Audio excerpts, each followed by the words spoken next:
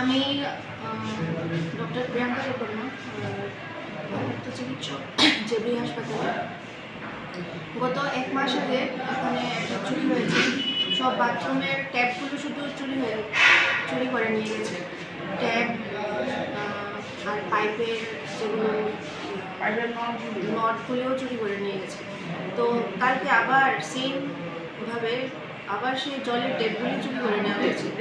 আমরা দুবারই আমরা পুলিশ কর্তৃপক্ষকে জানিয়েছি, প্রবলেমগুলো আমরা কমপ্লেন করেছি, কিন্তু ওরা এখনও কোনো অ্যাকশন নেয়নি, কেউ ভিজিটও করতে আসেনি। তো আমি অনুরোধ করব পুলিশ কর্তৃপক্ষকে যাতে তারা একটু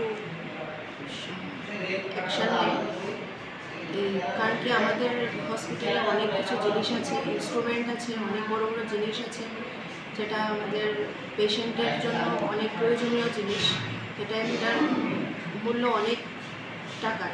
তো ওগুলো একবার যদি চুরি হয়ে যায় তাহলে আমরা নেক্সট ওটা পারচেস করতে অনেক প্রবলেম হয়ে যায়। তো সেটাই আমি অনুরোধ করব পুলিশ কর্তৃপক্ষকে যে যেই এই চুরিগুলো করছে তাদেরকে একটু ব্যবস্থা নিয়ে ওদেরকে একটু শাস্তি দেওয়া। আচ্ছা, এইবার কতবার আপনাদের এখানে চুরি হয়েছে? আমার জানা মতে দুবার চুরি হয়েছে। প্রথমবার আপনি কমপ্লেন করেছেন, পরে থানা আসেনি? কয় থানা? তারপর আপনার যোগাযোগ করার চেষ্টা করেছেন?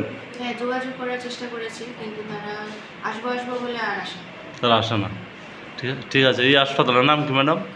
জেবরি হাসপাতাল, জেবরি প্রাথমিক স্বাস্থ্য কেন্দ্র। ঠিক।